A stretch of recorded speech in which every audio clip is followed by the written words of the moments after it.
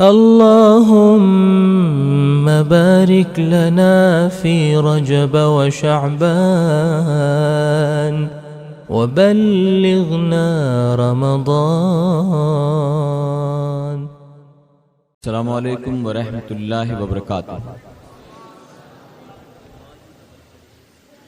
الحمد للہ رب العالمین والعاقبۃ للمتقین والصلاة والسلام علی سید الانبیاء والمرسلین اما بعد فاعوذ باللہ من الشیطان الرجیم بسم اللہ الرحمن الرحیم وقل رب زدنی علما صدق اللہ مولانا العلی العظیم وصدق نبی الامین المختار الکریم ونحن ولا ذلك لمن الشاہدین والشاکرین والحمد للہ رب العالمین. بادِ توحید کے متوالوں، شمع رسالت کے پروانوں، غوث و خواجہ اور رضا کے چاہنے والوں، آئیے سب سے پہلے ہم اور آپ نہایت ہی ادب اور احترام کے ساتھ اپنے اور ساری کائنات کے مرکز عقیدت جناب محمد رسول اللہ صلی اللہ تعالی علیہ وسلم کی بارگاہ بے کس پناہ میں جس طرح سے میں آپ کو پڑھاؤں میرے ساتھ مل کر بآواز بلند ہدیہ غلامی درود و سلام کے انداز میں پیش کریں. پڑھیں الصلاۃ والسلام علیک یا رسول اللہ، الصلاۃ والسلام علیک یا حبیب اللہ، الصلاۃ والسلام علیک یا نور اللہ وعلی آلک واصحابک یا حبیب اللہ صلی اللہ تعالی علیہ وسلم. رب کعبہ کی بارگاہ میں دعا ہے مولا اپنے حبیب صاحب الاولاق صلی اللہ تعالی علیہ وسلم کے صدقہ دوفیل ہم تمام حاضرین اور سامعین کو تو ماہ شعبان کے فیوز و برکات سے مالا مال فرما. اپنے حبیب کے صدقہ دوفیل ہمیں خیر و عافیت کے ساتھ ماہ رمضان نصیب فرما. اور مولا جب تو نے ہم گناہگاروں سیاکاروں کو بنا مانگے شب معراج عطا کی تو ہم تجھ سے مانگتے ہیں ہمیں خیر و عافیت کے ساتھ شب برات اور شب قدر نصیب فرما. منبر رسول پر جلوہ افروز علماء کرام، سادات اعظام، بالخصوص سید پیر پاشا قادری صاحب اور ساتھ ہی سید معروف شاہ علی قادری صاحب اور سراج بابا جنیدی اور دیگر مشائخ اکرام جو اس وقت منبر رسول پر جلوہ افروز ہیں، یہ وہ سادات اکرام ہیں جن کے حوالے سے بریلی کے تاجدار امام احمد رضا خان فاضل بریلوی رضی اللہ تعالیٰ عنہ یوں ارشاد فرماتے ہیں تیری نسل پاک میں ہے بچہ بچہ نور کا، تیری نسل پاک میں ہے بچہ بچہ نور کا، تو ہے عین نور تیرا سب گھرانہ نور کا. آج ان کی موجودگی میں آپ کے سامنے کچھ کہنے کچھ سنانے کا موقع میسر آیا. میرے پیارے آقا علیہ الصلوۃ والتسلیم کے پیارے دیوانوں، سب سے پہلے میں کچھ باتیں ان کے حوالے سے عرض کرنا چاہوں گا. آج ہم اور آپ اگرچہ سادات کرام کی محبت کا، ان کے احترام کا، ان کی تعظیم کا کتنا ہی دعویٰ کیوں نہ کر رہے ہوں، لیکن اس کے باوجود اگر کہوں تو غلط نہیں ہوگا، ان کا احترام جس انداز میں ہونا چاہیے ہم اور آپ کتنی بھی کوشش کریں لیکن اس کا حق ادا کرتے ہوئے نظر نہیں آتے. میرے پیارے آقا علیہ الصلوۃ والتسلیم کے پیارے دیوانوں، ہمیں نبی کریم صلی اللہ علیہ وسلم کے عاشق صادق، اس صدی کے مجدد اور مجدد اعظم امام احمد رضا خان فاضل بریلوی رضی اللہ تعالیٰ عنہ نے سادات کرام کا احترام اور ان کی تعظیم کرنے کا ایسا درس اور ایسا سبق عطا فرمایا ہے کہ ہم اور آپ اگر صرف اس پر بھی عمل کر لے جائیں تو ہماری نجات اور ہماری بخشش کے لیے کافی ہوگا انشاءاللہ. سادات اکرام کا احترام کس طرح کیا جائے؟ اگر اس کو سمجھنا ہے تو آئیے تھوڑی دیر کے لیے میں آپ کو بریلی شریف کی سرزمین پر لے چلوں۔ فرمایا گیا کہ بریلی شریف کی سرزمین پر یہ اس دور کی بات ہے جب امام احمد رضا خان فاضل بریلوی رضی اللہ تعالیٰ عنہ موجود تھے۔ اس وقت اگر کسی بڑے عہدے، کسی بڑے رتبے والے کو ایک جگہ سے دوسری جگہ جانا ہوتا تھا تو کہار آتے تھے اور ڈولی میں بٹھا کر اس کو لے جایا کرتے تھے۔ اس دور میں بائک کا یا آٹو یا ٹیکسی کا رواج نہیں تھا، بلکہ کچھ مزدور آتے کاندھے پر ڈولی کے ذریعے بٹھا کر انہیں لے جایا کرتے تھے۔ اعلیٰ حضرت عظیم البرکت کو بھی کہیں جانا تھا، گھر کے خدام گئے اور کہاروں کو بلا لائے، ڈولی لائی گئی، دروازے پر لا کر ڈولی کو رکھ دیا گیا۔ اعلیٰ حضرت عظیم البرکت اپنے کمرے سے نکلے، جا کر اندر بیٹھ گئے۔ آپ کا تشریف فرمانا تھا کہ مزدور جو کہار تھے انہوں نے ڈولی کو کاندھے پر اٹھایا، چاروں طرف سے 4 مزدوروں نے ڈولی کو اٹھایا اور وہ چل پڑے۔ اعلیٰ حضرت عظیم البرکت اندر تشریف فرما ہے اور کہار لے کر چلے ڈولی کو۔ ابھی چند قدم گئے تھے کہ اعلیٰ حضرت عظیم البرکت اندر سے آواز دیتے ہیں ڈولی کو فوراً نیچے اتارو، اس کو جلدی نیچے اتارا جائے۔ مزدوروں نے سنا، ڈولی کو نیچے اتار دیا۔ جانتے ہو جب ڈولی کو نیچے اتارا گیا تو آپ فرماتے ہیں آپ چاروں میں مجھے سچ سچ بتاؤ سید زادہ کون ہے؟ آپ چاروں میں مجھے بتائیے سید کون ہے؟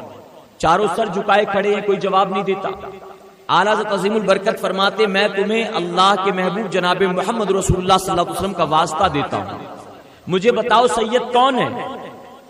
ایک مزدور، ایک کہار جو تھا وہ گردن کو جھکائے عرض کرتا ہے کہ اے امام محمد رضا، میں ہی سید زادہ ہوں۔ آپ نے فرمایا کہ اللہ کے محبوب جناب محمد رسول اللہ صلی اللہ علیہ وسلم کے صاحبزادے، آخر آپ کو یہ ضرورت کیوں پیش آئی؟ آخر آپ نے یہ کیوں کیا؟ تو جانتے وہ سید صاحب کیا جواب دیتے ہیں؟ فرماتے میں بریلی کا نہیں بلکہ باہر کا رہنے والا ہوں، روزی روٹی کے لیے میں اپنے بیوی بچوں کو لے کر یہاں آیا، کئی دن سے بھٹک رہا تھا لیکن کوئی ذریعہ معاش نہ ملا، کوئی روزی روٹی کا ذریعہ نہ ملا۔ آخر کار میری کچھ سمجھ میں نہیں آیا، سید ہوں، دوسروں کے سامنے ہاتھ پھیلا کر بھیک تو نہیں مانگ سکتا، سید ہوں، زکوٰۃ صدقہ تو نہیں لے سکتا، اسی لیے ان مزدوروں کے ساتھ ہو لیا کہ کم سے کم کچھ نہ صحیح مزدوری کر کے اپنے بیوی بچوں کا پیٹ پالوں گا، کم سے کم یہ ڈولی اٹھا کر اپنے بیوی بچوں کا پیٹ پالوں گا۔ اتنا سننا تھا کہ اعلیٰ حضرت عظیم البرکت کی آنکھوں سے آنسو چھلک پڑتا ہے۔ آپ اپنے سر پر موجود امامہ شریف اتارتے ہیں، ان کے قدموں میں رکھ دیا اور عرض کرتے ہیں کہ آپ مجھے معاف فرمائیے، آپ مجھے معاف فرمائیے۔ اعلیٰ حضرت زارو قطار رو رہی ہیں، آپ کے آنسوؤں کو دیکھ کر وہ سید زادے بھی رو رہے ہیں۔ اللہ اکبر، میرے پیارے آقا علیہ الصلوۃ والتسلیم کے پیروانوں، یہاں تک کہ سید زادے نے ان کو اٹھایا، اپنے سینے سے لگایا اور فرماتے ہیں کہ آپ سے کوئی غلطی نہیں ہوئی، آپ سے کوئی خطا نہیں ہوئی، آپ نے یہ جان بوجھ کر نہیں کیا ہے، میں ضرورت مند ہوں، آپ نے میری مدد کی، آپ نے میری ضرورت پر میری مدد کی، آخر اس میں آپ روتے کیوں ہیں؟ آپ قصوروار نہیں ہیں۔ اعلیٰ حضرت عظیم البرکت نے کہا نہیں، آپ مجھے معاف کریں، آپ سب سے پہلے مجھے معاف کریں، اگر آپ نے معاف نہ کیا میں آپ کے نانا کو میدان محشر میں کیا منہ دکھاؤں گا؟ اگر آپ کے نانا جان نے مجھ سے سوال کیا اے احمد رضا تو بڑی میری محبت کا دعویٰ کرتا تھا اور میرے نواسے کے کاندھے پر سواری کرتا تھا، ایسے میں کیا جواب دوں گا؟ آخر کار سید صاحب نے کہا میں نے آپ کو معاف کر دیا، آپ سے کوئی قصور نہیں ہوا ہے لیکن پھر بھی آپ کہتے ہیں تو میں نے آپ کو معاف کیا۔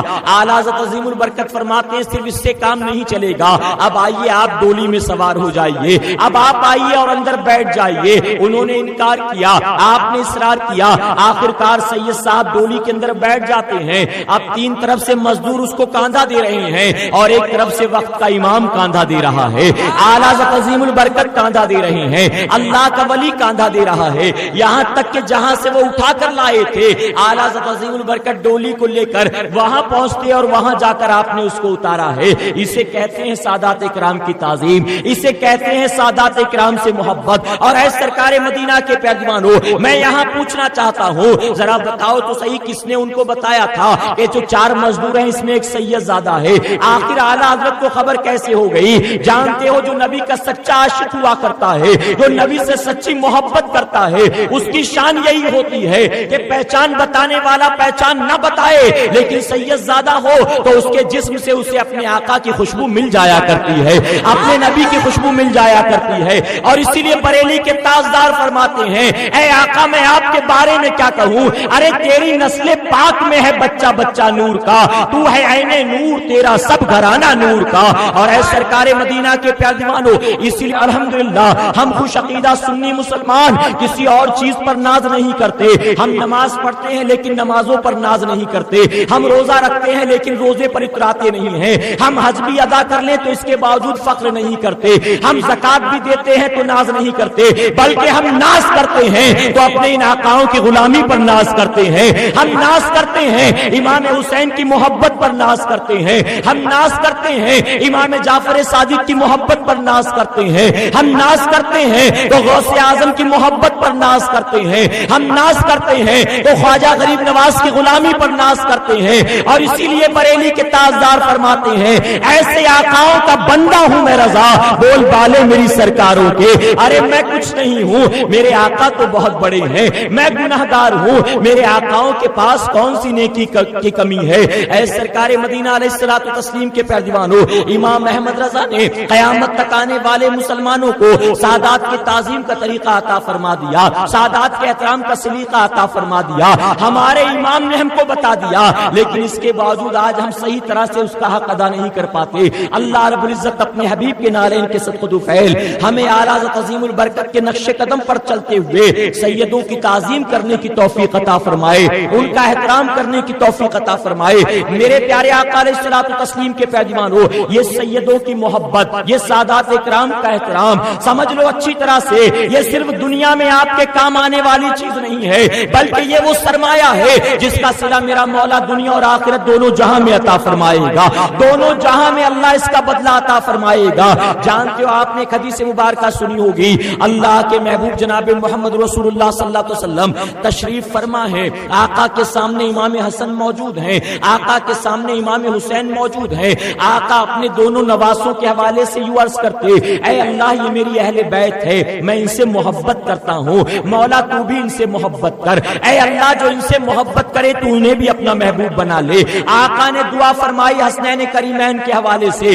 اب علماء فرماتے ہیں کہ میرے آقا کی یہ دعا، میرے نبی کا یہ فرمان صرف امام حسن اور حسین کے لیے نہیں تھا، بلکہ ان کے ذریعے قیامت تک آنے والی اپنی تمام اہل بیت کے لیے تھا، اپنی تمام اولاد کے لیے تھا۔ اور اے مصطفیٰ پیارے کے دیوانوں، ایک جگہ تو میرے آقا یہاں تک فرماتے ہیں جو میری اہل بیت سے دشمنی لے، جو میری اہل بیت سے دشمنی لے گا وہ گویا اس حال میں مرے گا کہ اس کا ایمان صحیح سلامت نہ ہوگا۔ اللہ اکبر۔ اس لیے ہم سادات اکرام کا احترام کرتے ہیں، اللہ رب العزت ہمیں ان کا صحیح طرح سے حق ادا کرنے کی توفیق عطا فرمائے، اور ان سادات اکرام کے کا سایہ، ان کا قرب اللہ ہمیں دنیا میں بھی نصیب فرمائے اور آخرت میں بھی نصیب فرمائے۔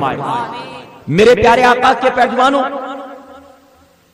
تو یہ چند معروضات ان کے حوالے سے میں نے عرض کیا، حالانکہ یہ کافی نہیں ہے، یہ چند باتیں اپنے شعور کے مطابق۔ اب آئیے جو ہماری یہ محفل منعقد کی گئی جس مقصد کے تحت، اس کے حوالے سے چند باتیں ہم سماعت فرماتے۔ ایک مرتبہ درود شریف پڑھ لیں۔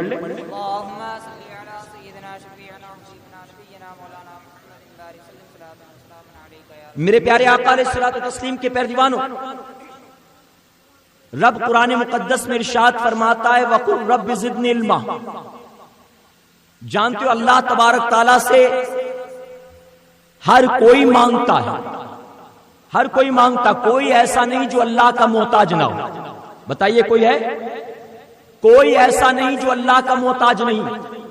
ہم اور آپ اللہ کے محتاج، وقت کا بڑا سے بڑا دولت مند اللہ کا محتاج، بڑا سے بڑا اللہ کا ولی اللہ کا محتاج، تمام اولیاء اکرام چاہے غوث ہو، چاہے قطب ہو، چاہے ابدال ہو، چاہے خواجہ ہو، سب اللہ کے محتاج۔ بتائیے ہے کہ نہیں؟ تابعین اکرام اللہ کے محتاج، تبع تابعین اکرام اللہ کے محتاج، صحابہ اکرام اللہ کے محتاج، یہاں تک کہ 1,24,000 40,000 کم و بیش انبیاء روئے زمین پر جو جلوہ گر ہوئے، تمام انبیاء بھی اللہ کے محتاج ہیں، اور تمام انبیاء کے امام ہمارے اور آپ کے پیارے آقا جناب محمد رسول اللہ صلی اللہ علیہ وسلم خود بھی اللہ کے محتاج ہیں۔ اللہ تنہا ہے جو کسی کا محتاج نہیں، علاوہ اس کے ساری کائنات اللہ کی محتاج۔ بتائیے یہ آپ کا ماننا ہے کہ نہیں؟ خود ہمارے آقا بھی اللہ کے محتاج۔ اللہ کی ذات تنہا وہ ہے جو کسی کی محتاج نہیں۔ میرے پیارے آقا کے پیروانوں، ہر کوئی اللہ سے مانگتا ہے، ہم بھی اللہ سے مانگتے، اولیاء اللہ بھی اللہ سے مانگتے، انبیاء علیہ الصلوۃ والتسلیم بھی اللہ سے مانگتے، لیکن ہر ایک مانگنے والے کا انداز یا مانگنا ایک جیسا نہیں ہوتا۔ ہر کوئی اپنے اپنے شعور کے مطابق، اپنی اپنی صلاحیت کے مطابق، اپنی اپنی ضروریات کے مطابق مانگتا ہے۔ ہوتا ہے کہ نہیں ہوتا؟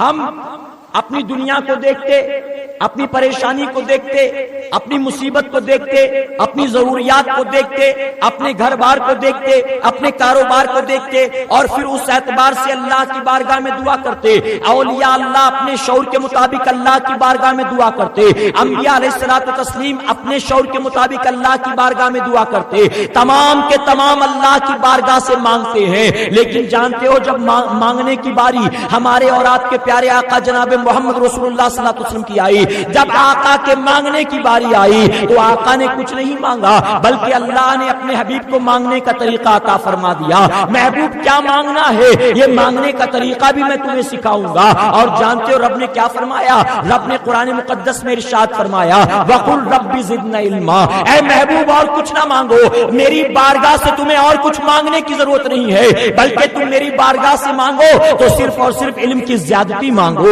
صرف اور صرف علم مانگو۔ میرے آقا نے پوری زندگی دعا فرمائی، اپنی امت کے لیے میرے آقا نے نجات مانگی ہے، اپنی امت کے لیے میرے آقا نے شفاعت مانگی ہے، اپنی امت کے لیے میرے آقا نے جو ہے جنت مانگی ہے۔ لیکن جب اپنے لیے مانگنے کی باری آئی، میرے آقا نے اپنے لیے کچھ نہیں مانگا، بلکہ اللہ کے فرمان پر عمل کرتے ہوئے، اللہ کے حکم پر عمل کرتے ہوئے میرے نبی نے اپنے لیے جب بھی مانگا ہے اللہ کی بارگاہ سے علم کی دولت مانگی ہے، علم کی زیادتی مانگی ہے۔ اے سرکار مدینہ علیہ الصلوۃ والتسلیم کے پیروانوں، ہم اور آپ اپنے شعور کے مطابق مانگتے ہیں، لیکن ذرا دیکھو تو صحیح، میرے آقا جو مانگ رہے ہیں بلا شبہ وہ سب سے اچھی چیز ہوگی، جو سب سے زیادہ پسندیدہ چیز ہوگی آقا کو، آقا وہی مانگ رہے ہوں گے۔ اور آقا اپنی مرضی سے نہیں مانگ رہے ہیں، بلکہ اللہ نے فرمایا محبوب مجھ سے یہ مانگو، علم کی زیادتی مانگو، تو ظاہر ہے اللہ نے محبوب کو وہی چیز مانگنے کا حکم دیا ہوگا جو اللہ کو پسند ہے، جو اللہ کے حبیب کو پسند ہے۔ اے سرکار مدینہ علیہ الصلوۃ والتسلیم کے پیروانوں،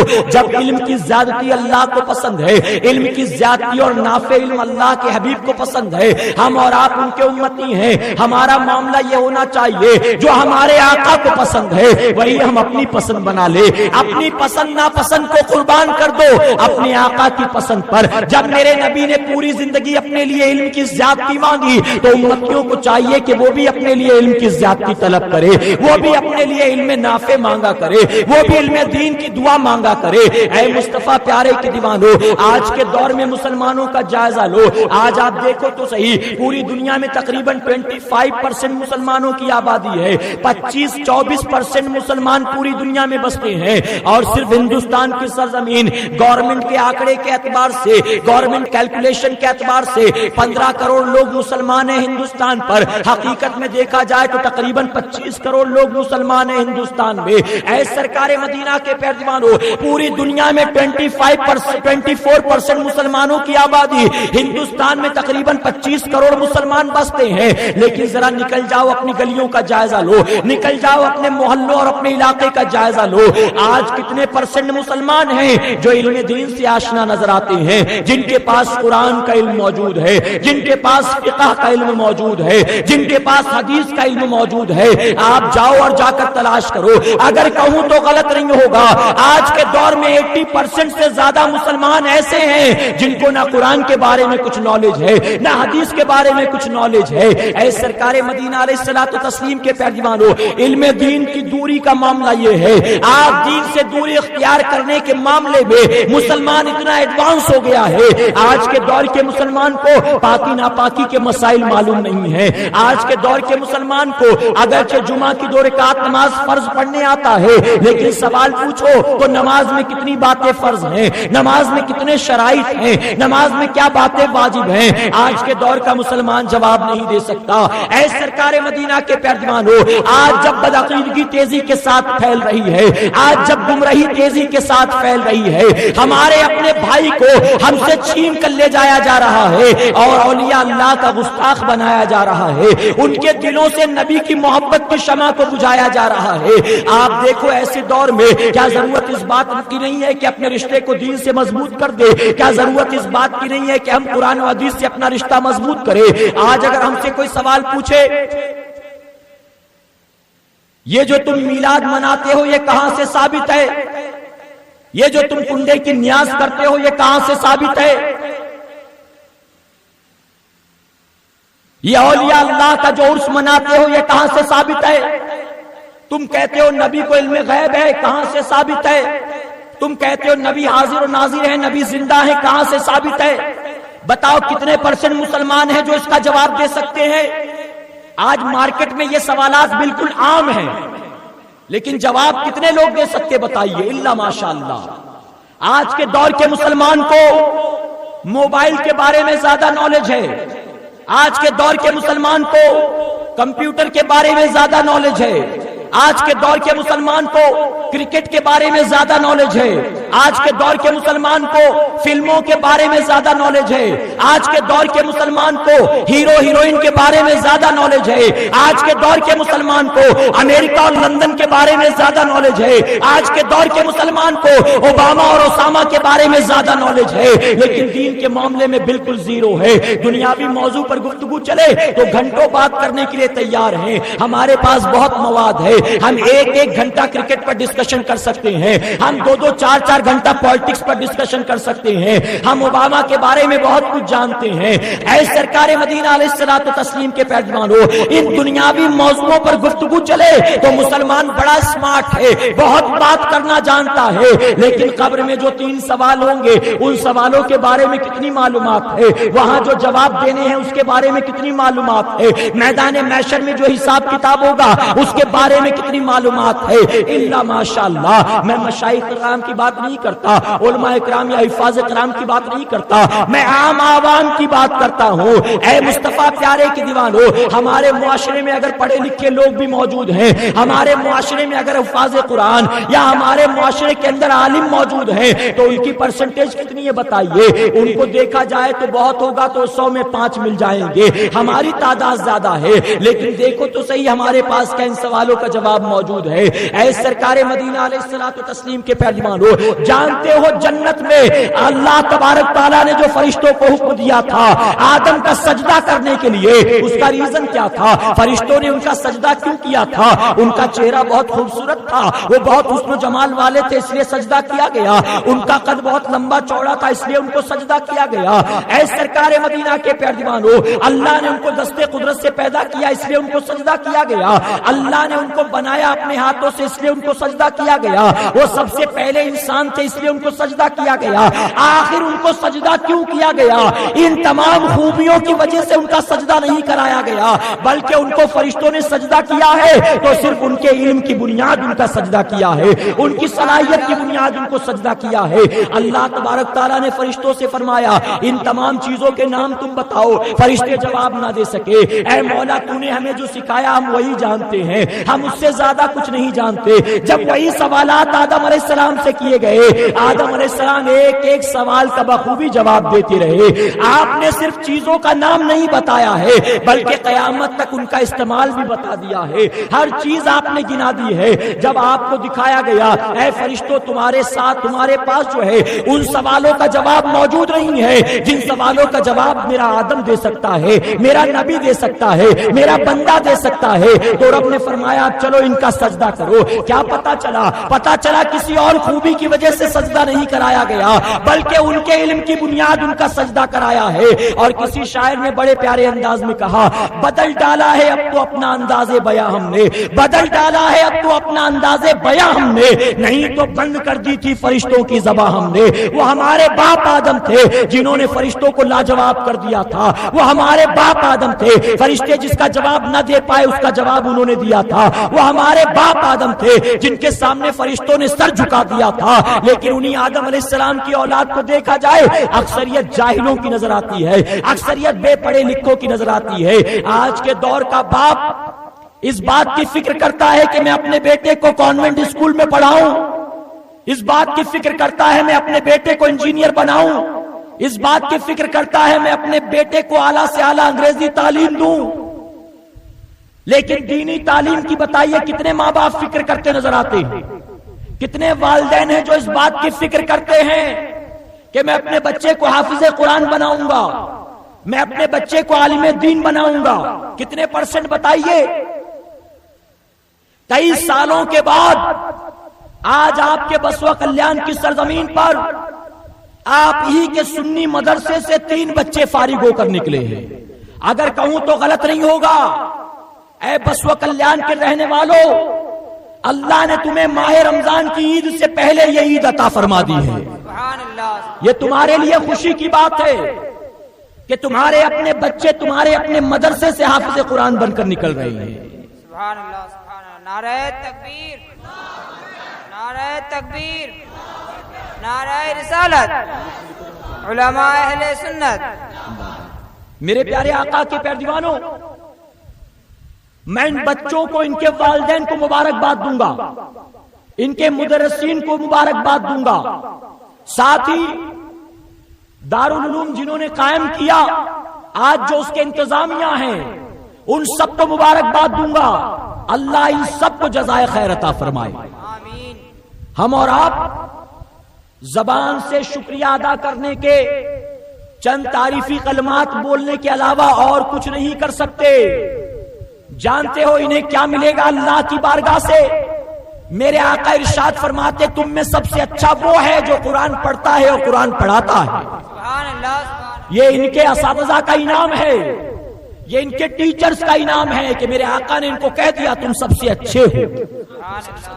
اور ان کے والدین, نبی کریم صلی اللہ علیہ وسلم ارشاد فرماتے ہیں کل بروز قیامت حافظ قرآن کے والدین کے سروں پر ایسا تاج رکھا جائے گا, ایسا تاج رکھا جائے گا کہ جس کی روشنی چاند اور سورج کو فیکا کرتی نظر آئے گی. سبحان اللہ, سبحان اللہ. ان کے والدین, نعرہ تکبیر, نعرہ رسالت.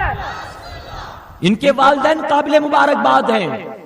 آج کون اپنے بیٹے کو حافظ بناتا ہے؟ آج کون اپنے بیٹے کو عالم بناتا ہے؟ ہم نے دیکھا بامبے کا بھی یہی معاملہ, آپ کے یہاں بھی یہی حال ہوگا. جس کے 4-5 بچے ہوں, 7-8 بچے ہوں, ماں باپ غریب ہوں, تمام بچوں کو پال نہ سکے, تمام بچوں کو انگریزی تعلیم نہ دے سکے, تو کہتے 2-3 بچوں کو مدرسے میں داخلہ کرا دو. ہوتا ہے کہ نہیں ہوتا؟ مدرسے میں داخل کر دو, وہی کھانے پینے کا انتظام بھی ہو جائے گا, عالم حافظ بن جائے گا, اپنی روزی روٹی خود تلاش کر لے گا. ہم اس کو پالنے کی طاقت نہیں رکھتے. غریب ماں باپ اٹھا کر مدرسوں میں بھیج دیتے ہیں بچوں کو. دولت مند اپنے بچوں کو عالم بنانے کی فکر نہیں کرتا, انجینئر بنانے کی فکر کرتا ہے, ڈاکٹر بنانے کی فکر کرتا ہے. یہ 3 بچے جو حافظ قرآن بن کر نکلے ہیں, میں ان 3 بچوں کو سلام کرتا ہوں, ان کی غریبی کو سلام کرتا ہوں. اللہ کا کرم اور احسان ہے, یہ غریب ماں باپ کے گھر پیدا ہوئے تو حافظ قرآن بن گئے ہیں. اگر کہیں دولت مند کے گھر پیدا ہوئے ہوتے تو کسی کالج کا چکر لگا رہے ہوتے, کسی لڑکی کے پیچھے گھوم رہے ہوتے, کہیں آوارہ گردی کر رہے ہوتے. یہ تو ان کی غریبی کا احسان ہے, صدقہ ہے, اللہ نے ان کو حافظ قرآن بنا دیا. میرے پیارے آقا کے پیارے دیوانوں, یہ آج ہماری آپ کی مینٹلٹی ہے, ہماری آپ کی ذہنیت ہے. حالانکہ پہلے کے دور میں ایسا نہیں ہوتا تھا. ہندوستان کی سرزمین پر ایک بادشاہ گزرا جس کا نام تاریخ میں اورنگزیب رحمت اللہ تعالی علیہ آتا ہے. اورنگزیب نے اپنے بیٹے کو حافظ قرآن بنایا. فاقہ کش نہیں تھے, بوریا نشین نہیں تھے, غریب نہیں تھے, اولاد کو پالنے کی طاقت نہیں تھی, ایسی بات نہیں ہے. وقت کا بادشاہ ہے, بیٹے کو حافظ قرآن بناتا ہے. بیٹا گیا, قرآن کو سینے میں محفوظ کرنے کے بعد لوٹا. اورنگزیب رحمت اللہ تعالی نے سینے سے لگایا, دعائیں دی. اس کے بعد فرمایا جاؤ دادا جان سے ملاقات کرو, ان سے دعائیں لو. بیٹا گیا دادا جان کے پاس, جا کر کہتا ہے دادا جان مبارک ہو, میں حافظ قرآن بن کر آ گیا. دادا کے چہرے پر خوشی نہیں بلکہ آنکھوں سے آنسو چھلک پڑے. سوال کیا آپ رو کیوں رہے ہیں, کیا آپ کو خوشی نہیں میں حافظ قرآن بن گیا؟ تو سنو دادا نے کیا جواب دیا. دادا نے جواب دیا کہ مجھے کس بات کی خوشی ہو, اگر تو حافظ قرآن بنا ہے تو اس کا بدلہ اللہ تیرے والدین کو محشر میں دے گا. مجھے تو خوشی اس وقت ہوتی جب میرا بیٹا حافظ قرآن بنتا. جانتے ہو واپس آ کر بیٹے نے اپنے باپ سے کہا, اورنگزیب رحمت اللہ تعالی کے صاحبزادے واپس آتے ہیں, آ کر اپنے والد کو پوری بات بتا دیتی ہیں. اب جانتے ہو جب آپ نے سنا تو فوراً اسی وقت اورنگزیب رحمت اللہ تعالی اس بات کا ارادہ کرتے ہیں, اگر میرے باپ کی یہ تمنا ہے کہ میں حافظ قرآن بن جاؤں. اب اورنگزیب اس وقت تک سکون سے نہیں بیٹھے گا جب تک کہ وہ خود بھی حافظ قرآن نہ بن جائے. سبحان اللہ, سبحان اللہ. آپ نے قرآن حفظ کرنا شروع کیا, اور آپ نے صرف قرآن حفظ نہیں کیا بلکہ آج بھی جا کر دیکھ لو تو میوزیم کے اندر آپ کے ہاتھوں سے لکھے ہوئے قرآن مقدس کے کئی نسخے موجود ہیں. قرآن حفظ بھی کیا, قرآن کو ہاتھوں سے لکھا بھی ہے. اللہ اکبر. آج غریب ماں باپ اپنی اولاد کو حافظ قرآن بناتے ہیں. آج غریب ماں باپ اپنے اولاد کو مدرسے میں بھیجتے ہیں. غلط تو نہیں کہہ رہا ہوں میں. دولت مند تو چاہتا انجینئر بن جائے میرا بیٹا, ڈاکٹر بن جائے, اعلیٰ سے اعلیٰ تعلیم حاصل کرے. اے سرکار مدینہ علیہ الصلوۃ والتسلیم کے پیارے دیوانوں سن لو, آپ نے اپنی اولاد کو کتنی ہی بڑی ڈگری, کتنا ہی بڑا ڈپلوما کیوں نہ دلا دیا ہو, ممکن ہے اس ڈگری کے ذریعے آپ کو آپ کی اولاد کو دنیا میں عزت ملے, لیکن آخرت میں اس کا کوئی بدلہ ملنے والا نہیں ہے. قبر کی تاریک وادی میں جب سوال کیا جائے گا آپ کے بیٹے سے, بتا تیرا رب کون, بتا تیرا دین کیا, وہ کہے میں ڈاکٹر ہوں مجھ سے ڈاکٹری کے سوال پوچھو, میں انجینئر ہوں مجھ سے کمپیوٹر کے سوال پوچھو. بتائیے اس کی ڈگری دیکھ کر فرشتے کیا اس سے متاثر ہو جائیں گے؟ یہ تو بڑا پڑھا لکھا ہے, اس سے دینی سوال مت کرو, چلو اس کو چھوڑو, چلو اس کی قبر کو جنت کا باغ بنا دو. ایسا ہوگا؟ دنیا میں ممکن ہے عزت ملے آپ کی اولاد کو اور آپ کو, قبر میں کسی کے باپ کو بیٹا انجینئر ہے اس لیے عزت نہیں ملے گی, بیٹا ڈاکٹر ہے اس لیے عزت نہیں ملے گی.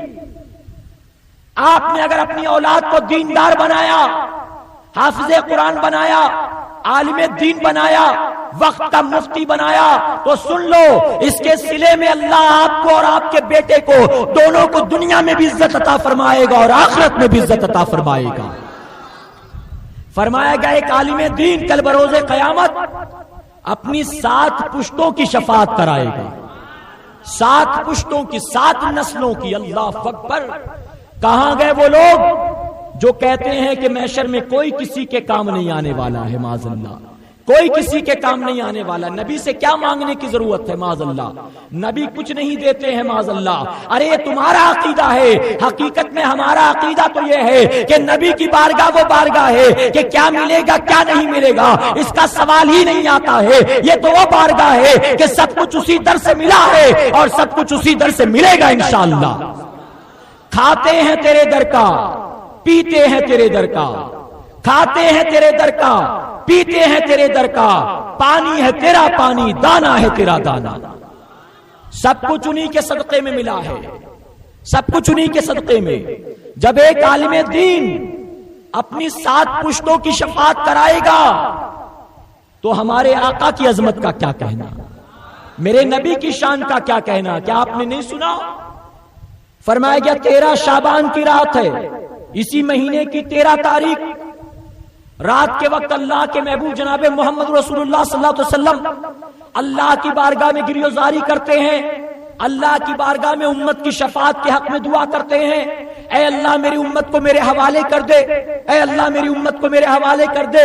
یہاں تک کہ رب تبارک تعالیٰ فرماتا ہے محبوب میں تمہیں اختیار دیتا ہوں، کل بروز قیامت اپنی 1/4 امت کی شفاعت کرا لینا۔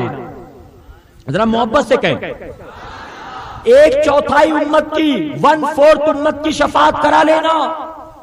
آقا بہت زیادہ خوش یا مطمئن نہیں ہو گئے، بلکہ 14 شعبان کی رات آئی، آقا پھر رات بھر گریزاری کر رہے ہیں، رات بھر پھر دعائیں کر رہے ہیں، اے اللہ میری امت کو میرے حوالے کر دے، اے اللہ میری امت کو میرے حوالے کر دے۔ یہاں تک کہ رب فرماتا ہے محبوب میں تمہیں اختیار دیتا ہوں، کل بروز قیامت اپنی آدھی امت کی شفاعت کرا لینا۔ اس پر بھی میرے آقا بہت خوش نہیں ہوئے، بلکہ جب 15 شعبان کی رات آئی جو قریب ہی آنے والی ہے انشاءاللہ، 15 شعبان کی رات جسے ہم اور آپ شب برات کہتے ہیں، 15 شعبان کی رات اللہ کے محبوب جناب محمد رسول اللہ صلی اللہ علیہ وسلم پھر رات بھر دعا کر رہے ہیں، گریزاری کر رہے ہیں، اے اللہ میری امت کو میرے حوالے کر دے، اے اللہ اگر تمہیں اس دن سے حساب لیا تیرے یہ بندے جہنم میں ڈال دیے جائیں گے، اے مولا اپنے میرے امتیوں سے، اے اللہ اپنے بندوں سے حساب نہ لے، ان کو میرے حوالے کر دے، اے اللہ میری امت کو میرے حوالے کر دے۔ یہاں تک کہ آقا رات بھر گریزاری کرتے رہے، اللہ کی رحمت جوش میں آتی ہے، رب فرماتا محبوب تمہیں اختیار دیتا ہوں، کل بروز قیامت اپنی ساری امت کی شفاعت کرا لینا، ساری امت کی شفاعت کرا لینا۔ اللہ اکبر۔ اے سرکار مدینہ علیہ الصلوۃ والتسلیم کے پیروانوں ذرا دیکھو تو صحیح، وہ اور لوگ ہوں گے جو کہتے ہیں نبی کسی کے کام آنے والے نہیں ہیں، معاذ اللہ۔ اللہ نے تو ہم کو وہ محبوب عطا فرمایا جو دنیا میں بھی کام آئیں گے اور آخرت میں بھی کام آئیں گے انشاءاللہ۔ اور تمہیں نہیں مانگنا مت مانگو، ہم تو مانگیں گے انشاءاللہ۔ مانگو گے کہ نہیں مانگو گے؟ ہم تو مانگتے چلے آئے ہیں، مانگ رہے ہیں اور مانگتے رہیں گے انشاءاللہ، اور ان کی بارگاہ سے جو مانگا ہے ہم نے پایا ہے الحمدللہ۔ اسی لیے بریلی کے تاجدار فرماتے ہیں مانگیں گے مانگے جائیں گے، منہ مانگی پائیں گے، مانگیں گے مانگے جائیں گے، منہ مانگی پائیں گے، سرکار میں نہ لا ہے نہ حاجت اگر کے ہے۔ جانتے ہو ایک مرتبہ حاتم طائی اپنے دور کا بہت بڑا بادشاہ گزرا ہے، نام سنا ہے کہ نہیں آپ نے اس کا؟ حاتم طائی بہت بڑا سخی بادشاہ۔ ایک مرتبہ حاتم طائی کے بیٹے یعنی ان کے خاندان سے کوئی بچہ تھا اس میں، اور ایک سید زادے میں گفتگو ہو رہی تھی۔ حاتم طائی کے بیٹے نے کہا ہمارے دادا محترم کا محل اتنا بڑا تھا کہ اس میں کئی دروازے تھے۔ میری بات سمجھ میں آ رہی ہے آپ کو؟ جتنے لوگ سننا چاہتے ذرا کہیں سبحان اللہ، سبحان اللہ، ماشاءاللہ۔ اب ایک مرتبہ درود شریف پڑھ لیں، صلی اللہ علیہ نبی الامی وآلہ صلی اللہ علیہ وسلم، صلاۃ و سلام علیک یا رسول اللہ صلی اللہ علیہ وسلم۔ تو حاتم طائی کے بیٹے نے کہا کہ ہمارے دادا جان کا محل اتنا بڑا تھا کہ اس میں کئی دروازے تھے، کئی دروازے۔ جب کوئی سائل آتا، مانگنے والا آتا، ایک دروازے سے آ کر آواز دیتا، ہمارے دادا جان دیتے تھے، وہ لیتا چلا جاتا، تھوڑی دیر کے بعد دوسرے دروازے پر آتا، پھر آ کر آواز دیتا، ہمارے دادا جان جا کر دیکھتے، وہی ہوتا تھا مانگنے والا، لیکن پھر بھی منع نہیں کرتے تھے بلکہ اس کو پھر دوبارہ دے دیتے۔ یہاں تک کہ اس نے کہا اگر ہمارے دادا جان کے محل کے دروازے پر 100 دروازوں پر ایک ہی فقیر بار بار آتا تھا تو کسی کو منع نہیں کرتے تھے بلکہ 100 بار اس کو دیتے تھے۔ جانتے ہو جب وہ بتا چکا، وہ خاموش ہوا، تو سید زادے کیا کہنے لگے؟ سید زادے کہنے لگے ہمارے نانا جان کے پاس کوئی اتنا بڑا محل نہیں تھا، ہمارے نانا جان کے دروازے کوئی اتنے زیادہ نہیں تھے، بلکہ ایک ہی حجرے مبارک تھا، ایک ہی کمرہ تھا، اس کا ایک ہی دروازہ تھا۔ لیکن سن لو تمہارے دادا کے دروازے پر جب کوئی مانگنے والا آتا تو 100 دروازے پر اسے جا کر مانگنا پڑتا تھا، لیکن میرے نانا کی عطا تو ایسی تھی، ایک بار جو آ جاتا تھا پھر وہ خود کوئی کسی دروازے پر نہیں جاتا تھا بلکہ جو مانگنے آتا تھا ایک بار لینے کے بعد وہ دینے والا بن جایا کرتا تھا۔ بریلی کے تاجدار نعرہ تکبیر، نعرہ رسالت، یا رسول اللہ، علماء اہل سنت زندہ باد۔ بریلی کے تاجدار پکار اٹھے میں تو مالک ہی کہوں گا، تم کو جو کہنا ہے کہو، میں تو مالک ہی کہوں گا۔ یہ کیا کچھ کہتے نا، یہ جو کچھ آتا منہ میں کہتے. آپ نے فرمایا تم کو جو کہنا ہے کہو, میں تو مالک کی کہوں گا کہ ہو مالک کے حبیب, یعنی محبوب محب میں نہیں میرا تیرا. چاند کو کس نے پیدا کیا؟ کس نے؟ اللہ نے. کس کے صدقے میں؟ رسول اللہ کے صدقے میں. کس نے پیدا کیا چاند کو؟ سورج کو کس نے پیدا کیا؟ سورج کو ڈباتا کون ہے؟ سورج کو اگاتا کون ہے؟ چاند کی چاندنی کس نے پیدا کی؟ ستاروں کی چمک کس نے پیدا کی؟ یہ ساری کائنات پیدا کیا اللہ نے. یہ سب کچھ اللہ کا. اے مصطفیٰ پیارے کے دیوانوں, لیکن چاند کے 2 ٹکڑے کر دیے میرے نبی نے. اللہ نے کچھ فرمایا؟ اے محبوب میں نے اتنا خوبصورت بنایا تھا, تم نے کیسے ٹکڑے کیے؟ اس میں داغ تم نے کیوں ڈالا؟ کیا رب نے فرمایا؟ نہیں. سورج کو ڈبا دیا تھا اللہ نے, دوبارہ اگا دیا رسول اللہ نے. اللہ نے کچھ فرمایا؟ محبوب جب میں نے ڈبایا تو تم نے دوبارہ کیوں نکالا؟ کیا اللہ نے کہا؟ کہیں ایسی کوئی بات نظر آئی آپ کو؟ نہیں. اسی لیے بریلی کے تاجدار فرماتے یہ سب اللہ کا, لیکن فرماتے میں تو مالک کی کہوں گا کہ ہو مالک کے حبیب, یعنی محبوب محب میں نہیں میرا تیرا. کہ یہ اللہ کا ہے تو رسول اللہ کا نہیں ہے, ایسی کوئی بات نہیں ہے. جنت بلا شبہ پیدا کی اللہ نے, لیکن پیدا کی ہے رسول اللہ کے صدقے میں. رسول اللہ کے صدقے. میرے پیارے آقا کے پیارے دیوانوں, آج کے دور میں بہت سارے فتنے وجود میں آ چکے ہیں, بہت سارے فتنے وجود میں آ گئے. ضرورت اس بات کی ہے اپنے رشتے کو دین سے مضبوط کرو. کہو انشاءاللہ. آپ کے علاقے میں دارالعلوم غوثیہ حنفیہ جو چل رہا ہے, میں درخواست کروں گا آپ اس مدرسے کے بازوؤں کو مضبوط کرو. آپ جتنے بھی لوگ انتظامیہ ہیں, کمیٹی کے ہیں, آپ ان کا تعاون کرو, اپنے طور پر ان کی مدد کرو, ان کی حوصلہ افزائی کرو. اور قسم خدا کی اگر بس و کلیان کے بسنے والوں نے مدرسہ دارالعلوم غوثیہ حنفیہ کا تعاون کیا, آج پہلی مرتبہ کئی سالوں کے بعد آپ کے اس مدرسے سے 3 بچے فارغ ہو کر نکلے ہیں. وہ دن دور نہیں ہے جب انشاءاللہ 1 سال میں 30 بچے فارغ ہو کر نکلیں گے انشاءاللہ. اور جب ہمارے اپنے مدرسے سے حافظ قرآن نکلیں گے, عالم دین نکلیں گے, تو بتائیے سنیت مضبوط ہوگی کہ نہیں ہوگی؟ مسلک اعلیٰ حضرت مضبوط ہوگا کہ نہیں ہوگا؟ میرے پیارے آقا کے پیارے دیوانوں, قسم خدا کی آپ کا تعاون رہا, مدرسہ پروان چڑھتا رہا, تو آنے والے دنوں میں آپ خود محسوس کرو گے وہ جو نبی کے حوالے سے بکواس کرتے ہیں ان کو بھاگنے کی جگہ نہیں ملے گی انشاءاللہ. آنے والے دنوں میں آپ کے یہاں سے بچے فارغ ہو کر نکلیں گے. تو ظاہر ہے کہ کوئی مسئلہ جب امت مسلمہ کے پاس آئے گا تو وہ کسی اور کے محتاج نہیں ہوں گے, بلکہ اپنے علماء کے پاس آئیں گے اور انہیں جواب دیا جائے گا انشاءاللہ. جتنے مسائل ہوں, یہاں ایک بات عرض کرنا چاہوں گا, عقائد اہل سنت کے تحت جتنے معاملات ہیں, چاہے کھڑے ہو کر صلاۃ السلام پڑھنے کا مسئلہ ہو, چاہے مزارات اولیاء پر حاضری کا مسئلہ ہو, چاہے عرس منانے کا مسئلہ ہو, چاہے چادر چڑھانے کا مسئلہ ہو, چاہے نظر و نیاز کا مسئلہ ہو, اے مصطفیٰ پیارے کے دیوانوں, عقائد اہل سنت کے تحت جتنے معاملات ہیں, کوئی بھی معاملہ بدعت نہیں ہے, بلکہ سب کا سب قرآن و سنت کے مطابق ہے. سب قرآن و سنت کے مطابق. ہاں اگر ہم سے کوئی سوال پوچھے ہم جواب نہ دے سکے تو ہمارے علم کی کمزوری ہے, ہمارے اندر یہ خامی ہے کہ ہمیں معلوم نہیں ہے. لیکن اگر ہم بتا نہ سکے تو وہ چیز غلط ہے. ایسا ہے اگر کوئی ہم سے پوچھے نبی کو علم غیب ہے ثابت کرو, اور میں ثابت نہ کر سکوں تو میرے اندر کمی ہے, نبی کے علم غیب میں کمی نہیں ہے. بتائیے غلط تو نہیں کہہ رہا ہوں. اور میرے پیارے آقا کے پیارے دیوانوں, آپ سے کوئی سوال پوچھے تو جواب دینے کی آپ کی ذمہ داری بھی نہیں بنتی. اس کی وجہ یہ ہے یہ سوال آپ کا ہے ہی نہیں. یہ سوال جس نے اس کی نالج حاصل کی, جس نے اس کی تعلیم حاصل کی, اس سے جا کر پوچھو جس نے اس کو سیکھا ہے. آپ ہم سے وہ پوچھو جو ہم جانتے ہیں. ہم کھیتی کرتے, ہم سے کھیتی کے بارے میں پوچھو. ہم کمپیوٹر کی نالج رکھتے, ہم سے کمپیوٹر کے بارے میں پوچھو. ہم نے موبائل کا کورس کیا, ہم سے موبائل کے بارے میں پوچھو. ہم سے اس بارے میں پوچھو جس کی ہم نے معلومات حاصل کی. اگر تمہیں دینی مسئلے پر گفتگو کرنا ہے تو راہ چلتے ہوئے کسی سے بات مت پوچھو, بلکہ ہمارے علماء سے آ کر وہ بات پوچھو, علماء سے آ کر رابطہ قائم کرو. میرے پیارے آقا کے پیارے دیوانوں, آج کے دور میں جب بہت سارے فتنے سر اٹھا چکے ہیں اور تیزی کے ساتھ کئی فتنے وجود میں آ رہے ہیں. اگر اپنے ایمان کو بچانا چاہتے ہو اور اپنے آنے والی نسلوں کے ایمان و عقیدے کی حفاظت کرنا چاہتے ہو, اپنے رشتے کو دین سے مضبوط کرنے کی کوشش کرو.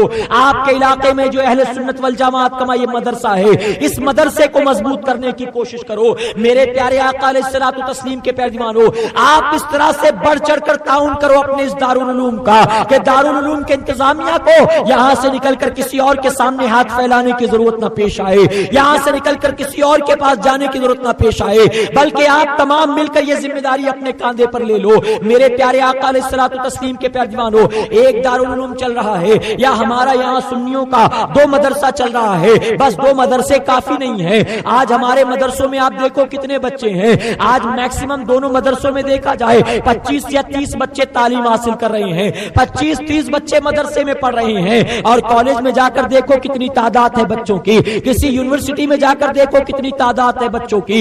اے سرکار مدینہ علیہ الصلوۃ والتسلیم کے پیروانو, میں آپ سے معدبانہ یہ گزارش کرنا چاہوں گا, آپ دنیاوی تعلیم دینے میں اپنے بچوں کے لیے جتنی محنت کرتے ہیں, جتنی کوشش کرتے ہیں, کم سے کم اس کا 10% اپنی اولاد کو دینی تعلیم دینے کی بھی کوشش کیا کرو.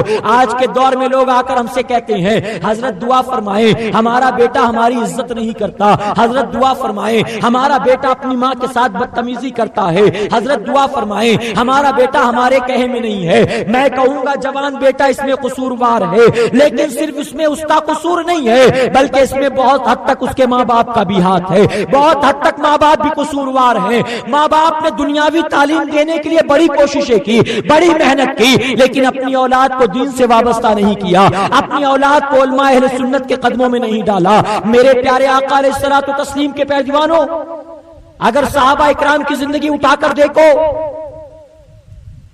آپ کو کیا اصحاب صفہ یاد نہیں ہے؟ یہ وہ صحابہ اکرام تھے جنہوں نے صرف اور صرف علم دین حاصل کرنے کے لیے اپنا گھر بار سب کچھ قربان کر دیا تھا. مسجد نبوی شریف کے پاس ایک چبوترا تھا, وہ دن رات اسی چبوترے پر بیٹھے رہتے تھے. کہیں سے کچھ کھانے کو مل گیا کھا لیا, نہیں ملا تو بھوکے رہ گئے, وہ وہیں رہتے تھے ہمیشہ. آقا جب درس دیتے, آقا کا جب اجتماع ہوتا تو اس میں وہ بیٹھتے تھے اور اپنے آقا سے ایک ایک دین کی باتیں سیکھا کرتے تھے. انہوں نے علم دین کی طلب میں اپنا سب کچھ قربان کر دیا. آج ہم آپ سے نہیں کہتے کہ سب کچھ قربان کر کے چلے آؤ. اے سرکار مدینہ علیہ الصلوۃ والتسلیم کے پیروانو, علم دین کی طلب میں غوث اعظم نے اپنا وطن چھوڑا ہے, علم دین کی طلب میں خواجہ غریب نواز نے اپنا وطن چھوڑا ہے. آپ اندازہ لگاؤ, آپ کے اس علاقے میں جتنے اولیاء اللہ آرام فرما رہے ہیں, آپ تاج الدین رحمت اللہ تعالی علیہ کو دیکھ لو, آپ یہاں کے بسنے والے نہیں, آپ کی پیدائش کی جگہ یہ نہیں ہے, اپنے وطن کو چھوڑ کر یہاں پر آئے ہیں. آخر کس لیے آئے ہیں؟ کیا بزنس سیٹ اپ کرنے کے لیے آئے تھے؟ کیا کاروبار کی غرض سے آئے تھے؟ نہیں, بلکہ ان کی زندگی اٹھا کر دیکھو گے تو پتا چلے گا اپنی نفس کے لیے نہیں آئے تھے, بلکہ آئے تھے تو صرف اللہ اور اس کے رسول کے لیے یہاں آئے تھے. اللہ اور اس کے محبوب جناب محمد رسول اللہ صلی اللہ علیہ وسلم کے لیے یہاں تشریف لائے تھے. اے سرکار مدینہ علیہ الصلوۃ والتسلیم کے پیروانو, اپنے آپ کو بھی دین سے وابستہ کرنے کی کوشش کرو, اپنی اولاد کو بھی دین سے وابستہ کرنے کی کوشش کرو. بتاؤ کوشش کرو گے انشاءاللہ؟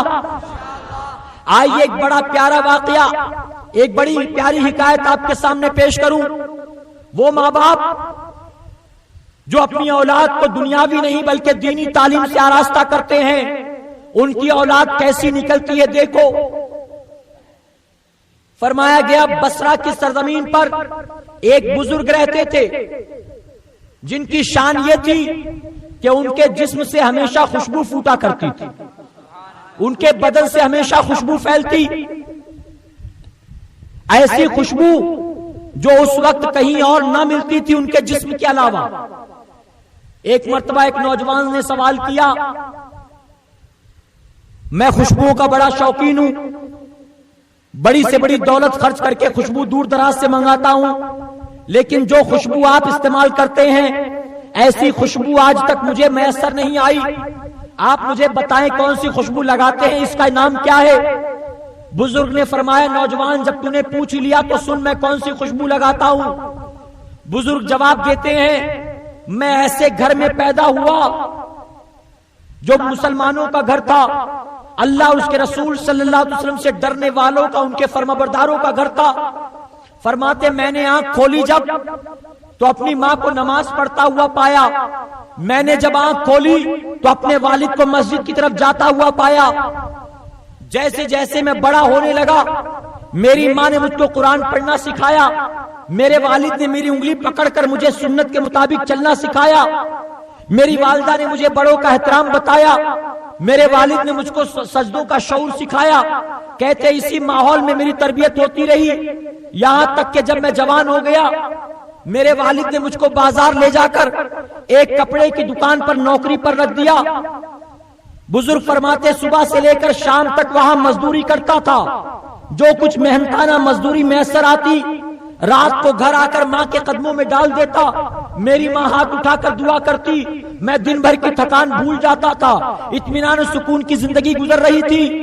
ایک دن دوپہر کا وقت ہے، دکان پر میں تھا اور دکان کا مالک، ہم دونوں کے علاوہ تیسرا کوئی نہیں تھا۔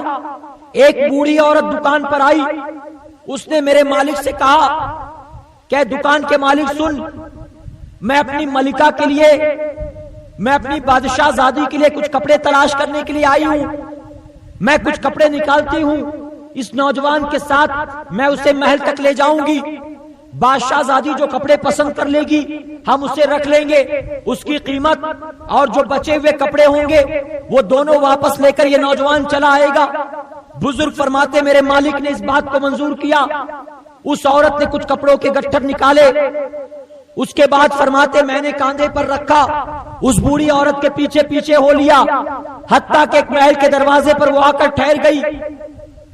فرماتے وہ اندر گئی، میں باہر ٹھہرا رہا، اس نے مجھ سے کہا نوجوان چلے آ، میں اندر چلا گیا، یہاں تک کہ مجھے لے جا کر ایک کمرے میں اس نے بٹھایا، یہ کہہ کر وہ چلی گئی کہ تھوڑی دیر انتظار کرو میں بادشاہ زادی کو لے کر آتی ہوں۔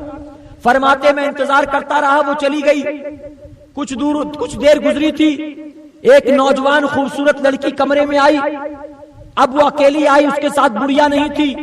کمرے میں آنے کے بعد اس لڑکی نے کمرے کا دروازہ اندر سے بند کر لیا، میرے قریب آ کر بیٹھ گئی۔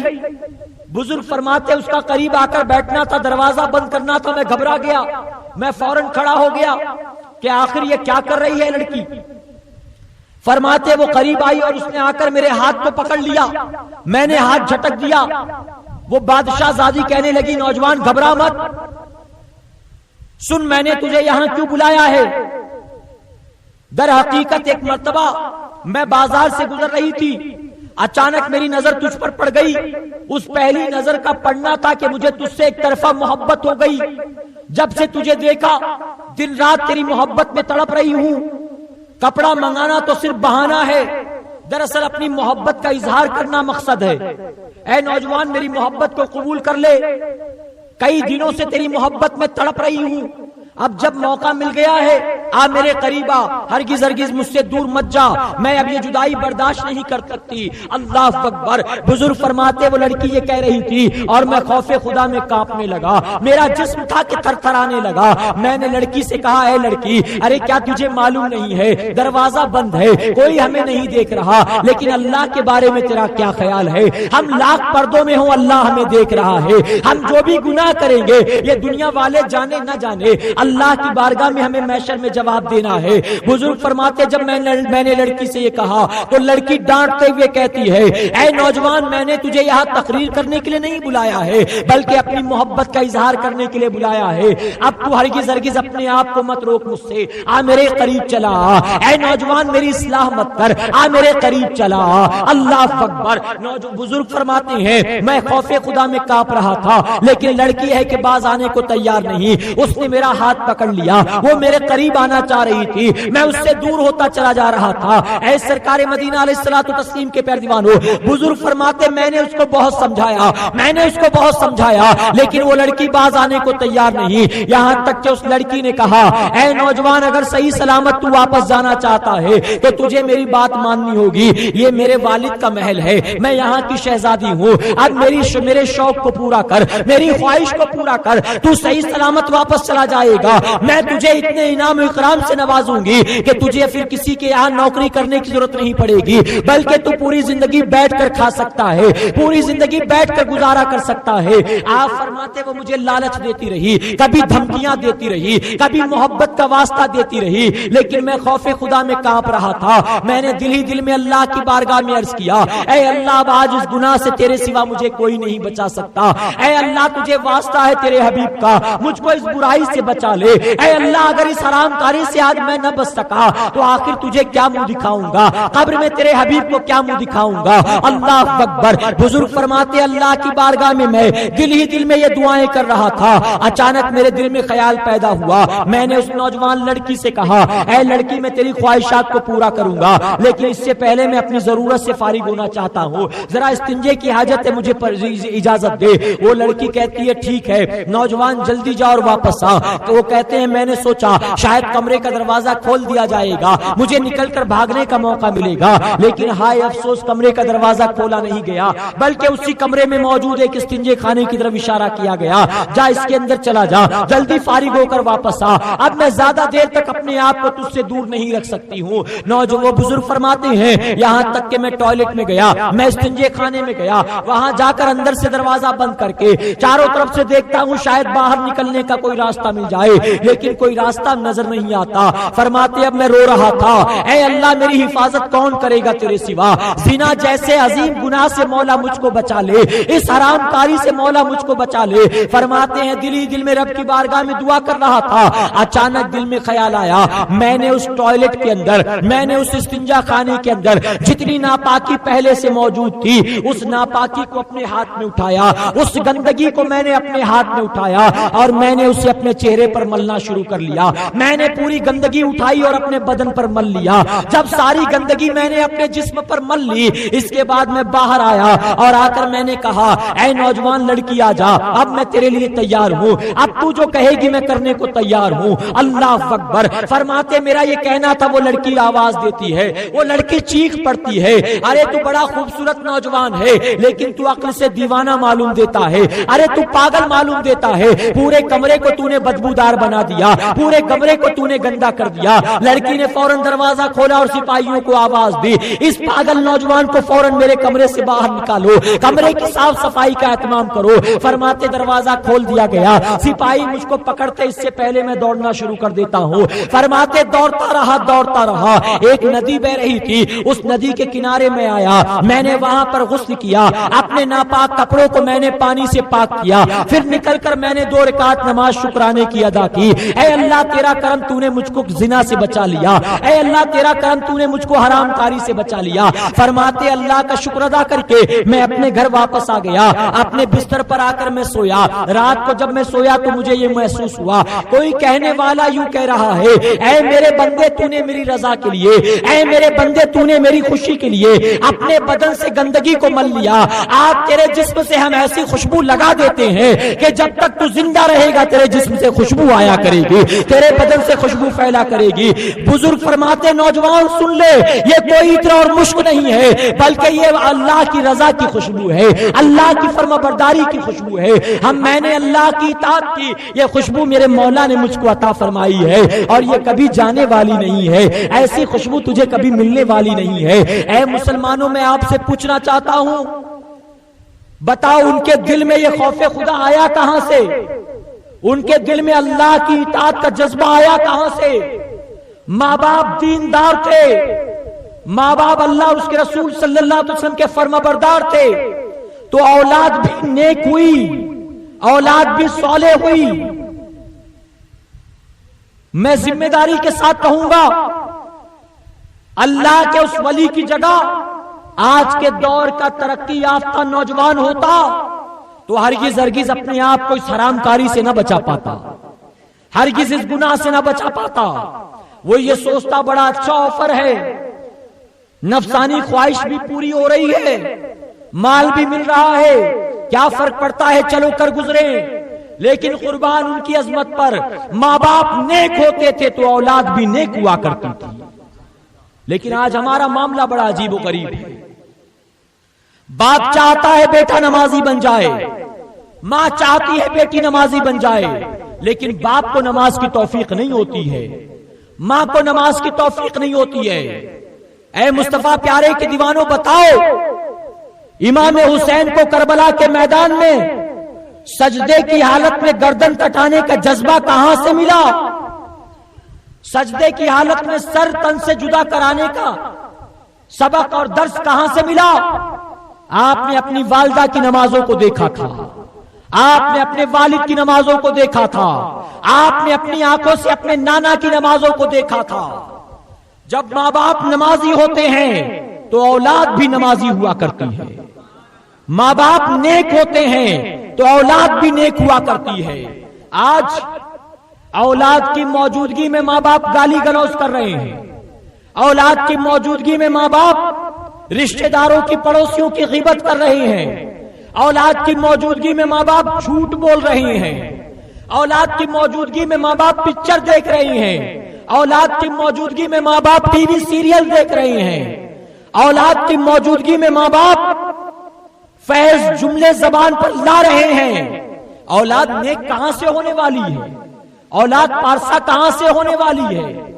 اے سرکار مدینہ کے پیارے دیوانوں، اگر کہوں تو غلط نہیں ہوگا، عبد القادر جیلانی غوث اعظم نہ بنتے اگر ان کے ماں باپ نیک نہ ہوتے، معین الدین اجمیری سلطان الہند نہ بنتے، خواجہ غریب نواز نہ بنتے اگر ان کے ماں باپ نیک نہ ہوتے، خواجہ بندہ نواز یا تاج الدین اولیاء رحمت اللہ تعالی علیہ اس مقام پر نہ پہنچتے اگر ان کے والدین نیک نہ ہوتے۔ ماں باپ نیک تھے، اولاد بھی اللہ نے نیک عطا فرمائی ہے۔ ماں باپ اپنے کردار کو سنوارنے کی کوشش کریں، ماں باپ اپنے گریبان میں جا کے اپنی برائیوں کو دور کرنے کی کوشش کریں۔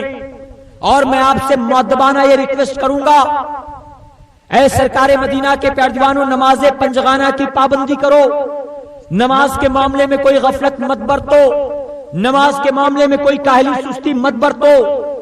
نماز کا وقت ہو جائے سب کچھ گوارا کر لو، لیکن نماز چھوڑنا گوارا مت کرو۔ کہو انشاءاللہ نماز کی پابندی ہوگی، نماز نہیں چھوڑو گے۔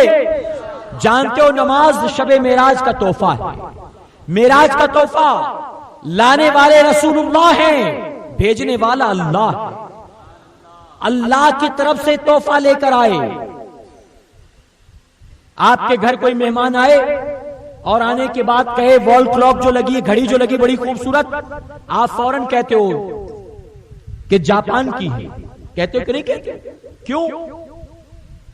آپ کے گھر میں شوکیس کے اندر کوئی چیز دیکھی پسند آئی، آپ کہتے ہو سعودی کا ہے، آپ کہتے ہو دبئی کا ہے، آپ کہتے ہو بمبئی کا ہے کہ نہیں؟ کیوں کہتے ہو؟ ریزن کیا ہے؟ سامنے والے نے تعریف کی، مزید اس کی اہمیت بتانے کے لیے کہاں سے لایا گیا یہ بتاتے ہو۔ ارے روزہ فرض ہوا زمین پر، حج فرض ہوا زمین پر، زکات فرض ہوا زمین پر، جہاد فرض ہوا زمین پر۔ جب باری نماز کو دینے کی آئی، اللہ نے زمین پر نماز کو فرض نہیں کیا، اگرچہ اللہ فرض کر سکتا تھا، لیکن تحفہ بڑا عظیم تھا، یہاں نہیں دیا گیا بلکہ محبوب کو وہاں بلا لیا گیا۔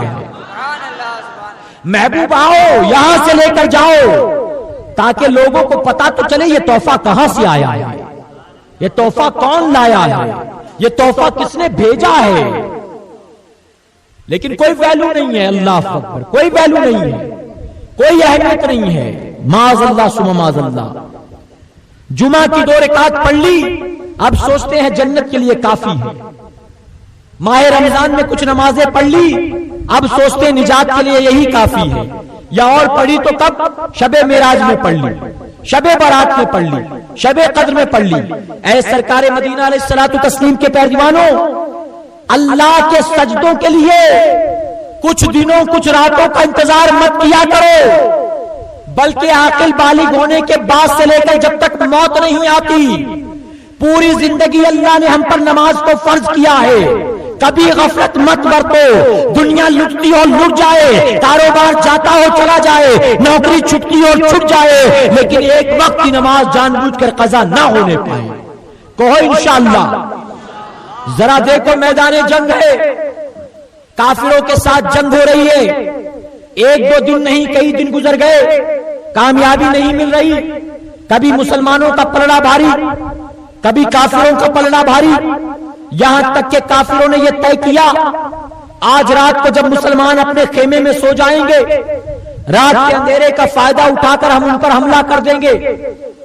صحابہ اکرام خیموں میں جا کر سو گئے اطمینان سے رات کی تاریکی میں۔ ایک صحابی رسول کو پہرا دینے پر مقرر کیا گیا، سب سوئیں گے، آپ رات بھر جاگ کر پہرا دینا تاکہ کوئی حملہ نہ کر دے، موقع کا فائدہ اٹھا کر۔ وہ صحابی رسول پہرا دے رہے ہیں، یہاں تک کہ رات نے اپنی زلفوں کو بکھیرا، ٹھنڈی ٹھنڈی ہوا کے جھونکے چلنے لگے۔ آپ اچھی طرح جانتے ہیں ہمارا آپ کا معاملہ یہ ہے، اگر ہمارے سامنے 100 آدمی سو رہے ہوں تو بتائیے کیا ہم جاگتے رہ سکتے ہیں؟ ان کو دیکھیں گے تو ہمیں بھی نیند آنے لگے گی، اگرچہ ابھی سو کر اٹھیں گے، لیکن جب سب کو سوتا دیکھیں گے ہمیں بھی نیند آئے گی، فطرت ہے ہماری۔ قربان اس صحابی رسول کی عظمت پر جن کو پہرے پر مقرر کیا گیا، جب ان پر نیند کا غلبہ طاری ہوا تو نہ لیٹتے ہیں نہ بیٹھتے ہیں، بلکہ تازہ وضو کرتے ہیں اور 2 رکعت نماز نفل کی نیت کر کے کھڑے ہو جاتے ہیں۔ 2 رکعت نماز نفل کی نیت کر کے کھڑے ہو گئے۔ کافر اسی موقع کی تلاش میں تھے، انہوں نے کہا مسلمانوں کے خیمے میں سناٹا ہے، چلو حملہ کر دے۔ تیاری کے ساتھ آگے بڑھے، ان قریب تھا کہ حملہ کر دیتے۔ ایک آدمی کی نظر پڑی، اس نے کہا مجھے لگتا ہے وہاں اندھیرے میں کوئی آدمی کھڑا ہے۔ دوسرے نے غور سے دیکھا، کہا نہیں کوئی آدمی نہیں، ایسا لگتا ہے کوئی درخت ہے۔ تیسرے نے کہا نہیں درخت نہیں ہے، درخت ہوتا تو ٹہنیاں ہوتی، پتے ہوتے، جڑ ہوتی، یہ مجھے کوئی آدمی معلوم دیتا ہے۔ چوتھے نے کہا آدمی ہوتا تو جس میں کوئی حرکت ہوتی، کتنی دیر سے ایسا ہی کھڑا ہے، مجھے لگتا ہے کوئی درخت۔ پانچویں نے کہا خامخواہ رات ضائع کر رہے ہو، یہی بات کرتے کرتے رات خراب کر دو گے، آدمی ہے یا درخت ہے ابھی فیصلہ کرتا ہوں۔ یہ کہہ کر ایک تیر نکالا اور نکال کر اس صحابی رسول کی طرف نشانہ لے کر چلا دیا۔ قربان ان کی عظمت پر قیام کی حالت میں تلاوت قرآن کر رہے ہیں، یہاں تک کہ وہ تیر آیا جس میں پیوست ہو گیا، لیکن وہ اطمینان سے نماز پڑھتے چلے جا رہے ہیں۔ کوئی اف نہیں، کوئی آہ نہیں، اطمینان سے نماز پڑھتے جا رہے ہیں۔ تیر چلانے والے نے کہا فیصلہ ہو گیا، یہ انسان نہیں ہے، درخت ہے۔ دوسرے نے کہا تمہیں معلوم نہیں، مسلمانوں کے برداشت کا مادہ بڑا مضبوط ہوتا ہے، صبر کی بڑی قوت ہوتی ان کے اندر، مجھے لگتا ہے کوئی ہے انسان ہی، تیر کے ضرب کو تکلیف کو برداشت کر گیا، بول نہیں رہا ہے لیکن ہے وہ انسان۔ تو کہا چلو ایک اور چلا کر دیکھتے ہیں۔ فرمایا گیا ایک تیر 2 تیر نہیں بلکہ یکے بعد دیگرے کئی تیر ان پر چلائے گئے۔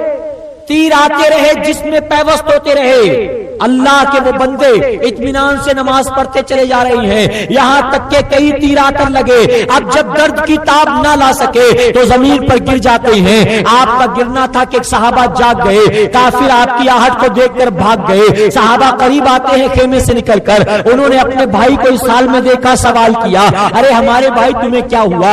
ارے جب تم کو تیر آ کر لگا تو تم نے ہمیں آواز کیوں نہیں دی؟ تم نے ہمیں جگایا کیوں نہیں؟ پہلا تیر آیا تو آواز دینا تھا، دوسرا تیر آیا تو جگانا تھا، ایک ساتھ اتنے تیر تو نہیں لگے ہوں گے، آخر تم نے ہم کو جگایا کیوں نہیں؟ اب سنو وہ کیا جواب دیتے ہیں۔ قربان ان صحابہ کی عظمت پر فرماتے ہیں کہ میں نماز میں قیام کی حالت میں قرآن کی تلاوت کر رہا تھا اور آج مجھے اتنا مزہ آ رہا تھا، اتنا مزہ آ رہا تھا کہ جب پہلا تیر آ کر لگا تو میں نے دل ہی دل میں یہ طے کر لیا اگر تیر لگتے لگتے میری روح نکل جاتی ہے تو میں مرنا گوارا کر لوں گا، لیکن نماز جب تک مکمل نہیں ہوتی میں اس کو توڑنا گوارا نہیں کروں گا، اس کو درمیان میں توڑنا گوارا نہیں کروں گا۔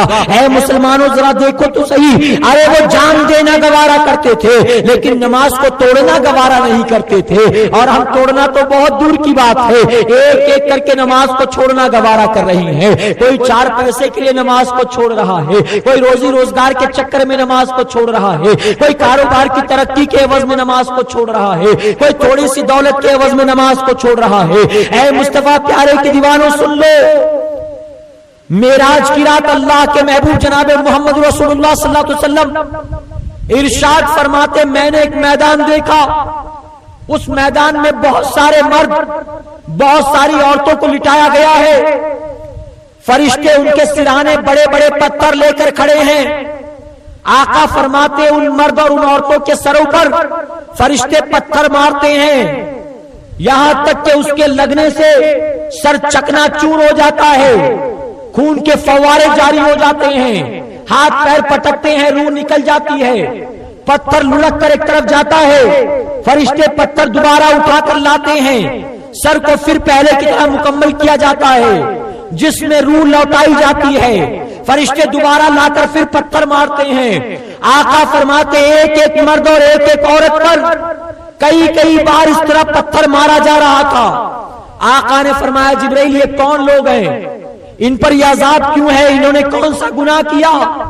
جبرائیل علیہ السلام جواب دیتے یا رسول اللہ صلی اللہ علیہ وسلم، اے آقا یہ آپ کی امت کے وہ مرد اور وہ عورتیں ہیں جن کو اپنے بستروں سے محبت تھی، جن کو اپنے تکیوں سے محبت تھی، یہاں تک کہ یہ بستر اور تکیہ چھوڑنا گوارا نہیں کرتے تھے، یہ نماز فجر چھوڑنا گوارا کر لیتے تھے، یہ نماز چھوڑ دیتے تھے لیکن بستر نہیں چھوڑتے تھے۔ اے آقا قیامت تک ان پر یہی عذاب ہوگا۔ اے مسلمانوں ایک وقت کی نماز کو جو جان بوجھ کر چھوڑے، آپ سوچو ذرا اس پر یہ عذاب ہے، جو پانچ وقت کی چھوڑے بیٹھے ہیں ان پر کیسا عذاب ہوگا، ان کے ساتھ کیسا سختی کا معاملہ ہوگا۔ جانتے ہو آپ میں سے بہت سارے ہمارے بھائی ایسے ہوں گے جو شادی شدہ ہوں گے، جو نہیں ہے ان کی شادی آج نہیں تو کل ہوگی انشاءاللہ۔ اللہ کے محبوب جناب محمد رسول اللہ صلی اللہ علیہ وسلم ارشاد فرماتے حدیث مبارکہ میں، وہ شوہر جنتی ہے، وہ شوہر جنتی ہے، وہ شوہر جنتی ہے جو نماز فجر کے لیے اپنی بیوی کو جگایا کرتا ہے۔ اور آگے آقا فرماتے ہیں وہ بیوی جنتی ہے، وہ بیوی جنتی ہے، وہ بیوی جنتی ہے جو نماز فجر کے لیے اپنے شوہر کو جگایا کرتی ہے۔ بتاؤ کتنے شوہر ایسے ہیں جو اپنی بیویوں کو جگاتے ہیں، کتنی بیویاں ایسی ہیں جو شوہروں کو جگاتی ہیں۔ اگر دیکھا جائے تو ہمارے ہر گھر کا یہی معاملہ ہے۔ اے سرکار مدینہ کے پیروانو، نماز فجر کا وقت کب آیا کب گیا خیال نہیں ہے، بیوی بھی سوئی پڑی ہے، ہم بھی سوئے پڑے ہیں، اور اس کے بعد کہتے صاحب دعا کر دو روزی میں برکت ہو جائے، صاحب دعا کر دو کاروبار میں ترقی ہو جائے، صاحب 3 لاکھ خرچ کر کے دکان میں نے بنائی لیکن سب برباد ہو گئی، کاروبار نہیں چل رہا، صاحب دعا فرما دے۔ اے سرکار مدینہ علیہ الصلوۃ والتسلیم کے پیروانو، بلا شبہ یہ اللہ کے نیک بندے، یہ سادات کرام دعا کریں گے، اولیاء اللہ جو آرام کر رہے ہیں یہ دعا کریں گے، اللہ آپ کی روزی میں برکت نازل فرمائے گا، اللہ آپ کی روزی میں برکت کا نزول فرمائے گا، لیکن برکت کے دروازے آپ نے خود ہی بند کیے ہیں، اللہ کی رحمت کے دروازے آپ نے خود ہی بند کیے ہیں۔ جانتے ایک صحابی رسول غالباً حضرت عبداللہ ابن عمر رضی اللہ تعالیٰ عنہ ارشاد فرماتے مجھے حیرت ہوتی ہے ان لوگوں پر جو نماز فجر نہیں پڑھتے اور پھر بھی اللہ ان کو روزی عطا فرماتا ہے۔ فرماتے مجھے حیرت ہوتی ہے کہ وہ نماز فجر نہیں پڑھتے۔ حدیث مبارکہ میں آیا جب فجر کی نماز کا وقت ہوتا ہے اللہ کی رحمت کے فرشتے بندوں کی روزی لے کر ان کے گھر آیا کرتے ہیں، اللہ کی رحمت کے فرشتے روزی لے کر آتے ہیں۔ نتیجہ کیا؟ دروازے بند پڑے ہوئے ہیں سب کے، کیا ہوگا؟ دروازے پہ رکھ کے جائیں گے، آپ کے اٹھنے کا انتظار کریں گے، آپ کے نوکر ہیں، اللہ کے حکم سے آئے روزی لے کر، دروازہ بند تھا تو لے کر واپس چلے گئے، پھر اس کی وجہ سے روزی میں خسارہ ہے۔ آقا نے ایک جگہ یہاں تک فرمایا وہ بندہ جو نماز فجر ادا کرنے کے بعد بازار کی طرف جاتا ہے وہ گویا ایسا ہے جیسے اپنے ہاتھوں میں رحمان کا جھنڈا لے کر جا رہا ہے۔ اور آگے آقا فرماتے وہ جو فجر کو چھوڑ کر بازار کی طرف گیا، کاروبار کی طرف گیا، وہ گویا ایسا ہے جیسے اپنے ہاتھوں میں شیطان کا جھنڈا لے کر جا رہا ہے۔ اللہ، شیطان کا جھنڈا۔ اے مسلمانوں بتاؤ ہم رحمان کے بندے ہیں کہ شیطان کے بندے ہیں؟ جو جس کا بندہ ہے اس کا جھنڈا اٹھائے گا، جو جس پارٹی کا ہوتا ہے اسی کا جھنڈا اٹھاتا ہے نا، ہوتا ہے کہ نہیں ہوتا ہے؟ میرے پیارے آقا کے پیارے دیوانوں، بندے رحمان کے ہاتھ میں جھنڈا شیطان کا، بتائیے یہ کیا درست ہے؟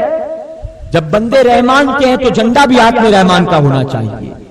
جب نماز نہیں پڑھتا ہاتھ میں جھنڈا شیطان کا لے کر نکلتا ہے تو ہوتا کیا ہے؟ بازار جانے کے بعد جھوٹ بولتا ہے، بازار جانے کے بعد گالی گلوچ کرتا ہے، بازار جانے کے بعد وعدہ خلافی کرتا ہے، بازار جانے کے بعد نہ جانے کتنا اللہ اور اس کے رسول صلی اللہ علیہ وسلم کی نافرمانی کرتا ہے۔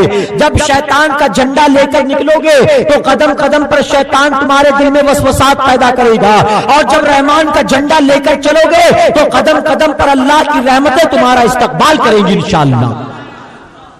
اے سرکار مدینہ کے پیارے دیوانوں، کیا آپ نے نہیں دیکھا غوث اعظم کی بارگاہ میں بھی آنے والا آیا تھا، اس نے آ کر عرض کیا بہت کماتا ہوں، روزی میں برکت نہیں ہوتی، تعویذ لکھ کر نہیں دے دی فوراً، بلکہ فرماتے نماز کی پابندی کرتے ہو کہ نہیں کرتے ہو؟ نہیں سنا آپ نے؟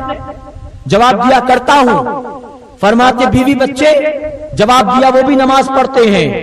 آپ نے فرمایا گھر جا، اپنے گھر کے دروازے پر ایک پردہ لگا دے۔ بڑا حیران، یہ کیسا جواب، یہ کیسا عمل؟ لیکن غوث اعظم نے فرمایا تھا چوں چرا نہیں کرتا، عمل کرتا ہے۔ گھر گیا، جا کر دروازے پر پردہ لگا دیا۔ ابھی زیادہ دن نہیں گزرے تھے، ہفتہ 10 دن ہوا، بہت سارے نذرانے تحفے طائف لے کر واپس آیا غوث اعظم کی بارگاہ میں، لا کر قدموں میں ڈال دیا۔ غوث اعظم نے فرمایا کیا حال ہے کاروبار کا؟ جواب دیتا ہے کہ آپ نے جو کہا میں نے اس پر عمل کیا، اب تھوڑا کماتا ہوں، میرا مولا برکت عطا فرماتا ہے، اب تنگ دستی کا شکار نہیں ہوں، اب محتاجی کا شکار نہیں ہوں، اب مختصر بھی ہو تو اللہ برکت دیتا ہے۔ آپ نے ہاتھ اٹھا کر دعا کی اللہ اور برکت عطا فرمائے۔ ادب سے عرض کیا غوث اعظم بات سمجھ میں نہیں آئی، برکت تو ملی لیکن کیوں ملی، کیسے ملی، بات سمجھ میں نہیں آئی۔ آخر روزی کے برکت کا پردے سے کیا لینا دینا؟ غوث اعظم فرماتے ہیں تو نمازی ہے، تیرے بیوی بچے نمازی ہیں، لیکن پھر بھی روزی میں برکت نہیں ہوتی۔ اس کی وجہ یہ ہے کہ تیرا گھر راستے میں پڑتا ہے، تیرے گھر کے دروازے پر پردہ نہیں تھا، اور اس راستے سے بے شمار بے نمازیوں کا گزر ہوتا، ان بے نمازیوں کی نظر تیرے گھر پر پڑ جاتی تھی، اور ان کی نظروں کی وجہ سے تیرے گھر سے برکت اٹھا لی جاتی تھی۔ اب جب تو نے پردہ لگا دیا تو بے نمازیوں کی نظر نہیں پڑتی، اور یہی وجہ ہے کہ اب اللہ تیرے گھر میں برکت نازل فرماتا ہے۔ اے مسلمانوں، بے نمازی کی نظر پڑ جائے تو رحمتیں روٹھ جاتی ہیں، برکتیں اٹھا لی جاتی ہیں۔ یہاں تو گھر گھر کے اندر بے نمازی بھرے پڑے ہوئے، غلط تو نہیں کہہ رہا ہوں؟ اگر بوڑھا باپ نمازی ہوگا بھی تو 4 بیٹے بے نمازی ہیں، اگر بوڑھی ماں نمازی بھی ہوگی تو باقی پورا گھر بے نمازی ہے۔ صحیح ہے کہ نہیں ہے؟ اگر گھر میں ایک نمازی ہوگا تو باقی سب بے نمازی الا ماشاءاللہ۔ اے مسلمانوں، اپنی اولاد کو دیندار بناؤ، اپنے آپ کو نیک بناؤ۔ آپ کے علاقے میں جو ایک مدرسہ چل رہا ہے، مدرسہ غوثیہ حنفیہ، آپ اس کو مضبوط کرو اور کوشش اس بات کی کرو۔ آج یہاں سے حافظ قرآن فارغ ہو کر نکل رہے ہیں، آنے والے سال 1.5 سال 2 سال کے بعد انشاءاللہ اسی مدرسے میں نظام اور بڑھے گا، اور آنے والے دنوں میں انشاءاللہ عالم دین فارغ ہو کر نکلیں گے، اور کچھ سالوں کے بعد مفتی کرام فارغ ہو کر نکلیں گے۔ بتاؤ کوشش کرو گے انشاءاللہ؟ میرے پیارے آقا کے پیارے دیوانوں، بس و کلیان کی سرزمین پر اپنے اس مدرسے کو مضبوط کرو، سنیت کو مضبوط کرو، سنی دعوت اسلامی کو مضبوط کرو، مسلک اعلیٰ حضرت کو مضبوط کرو۔ میں درخواست کرتا ہوں، ہمارے قریب جو جامع مسجد ہے وہاں سنی دعوت اسلامی کا ہفتہ وار اجتماع ہر اتوار کو نماز عشاء کے بعد ہوتا ہے۔ آپ کثیر تعداد میں اس اجتماع میں شرکت کریں۔ میرے پیارے آقا علیہ الصلوۃ والتسلیم کے پیارے دیوانوں، ساتھ ہی اپنے بیٹوں کو، اپنے بچوں کو تحریک کے قریب کریں، انشاءاللہ کریں گے۔ اپنے بچوں کو تحریک سنی دعوت اسلامی کے دامن میں لا کر ڈال دو۔ میں پوری ذمہ داری کے ساتھ کہوں گا، آپ کا بیٹا اگر سنی دعوت اسلامی کا مبلغ بن گیا تو آپ کو زندگی بھر کبھی گالی نہیں دے گا، بلکہ دعائیں کرے گا، انشاءاللہ دعا کرے گا۔ اور اگر آپ نے اپنے بیٹے کو مرنے سے پہلے دین سے وابستہ کر دیا تو اطمینان و سکون کے ساتھ دنیا سے جا سکتے ہو کہ آپ کے مرنے کے بعد آپ کو افسوس نہیں ہوگا بلکہ خوشی ہوگی۔ آپ نے مرنے سے پہلے بیٹے کو دیندار بنا دیا، آپ دنیا سے چلے جاؤ گے، آپ کا بیٹا جب بھی سجدہ کرے گا اللہ ہر سجدے کے بدلے اس کے باپ کو ثواب عطا فرمائے گا۔ آپ کا بیٹا آپ کی قبر پر آ کر کبھی فاتحہ پڑھے گا، کبھی آپ کی طرف سے نیاز کا فاتحہ کا اہتمام کرے گا، کبھی آپ کی طرف سے قرآن خوانی کا اہتمام کرے گا.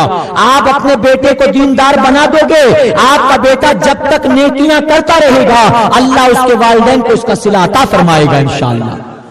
میرے پیارے آقا کے پیروانوں، خود بھی دیندار بن جاؤ، اولاد کو بھی دیندار بنانے کی کوشش کرو، دین سے وابستہ کرنے کی کوشش کرو. اللہ رب العزت ہمیں آپ کو سب کو کہنے سننے سے زیادہ عمل کرنے کی توفیق عطا فرمائے. درمیانے گفتگو مجھ سے جانے انجانے میں کوئی غلطی خامی رہ گئی، آپ تمام کو گواہ بنا کر میں سچے دل سے توبہ کرتا ہوں. اللہ میری توبہ قبول فرمائے اور ہماری آج کی اس محفل کو میدان محشر میں ہم سب کے لیے، ہمارے ماں باپ کے لیے بخشش اور نجات کا ذریعہ بنائے.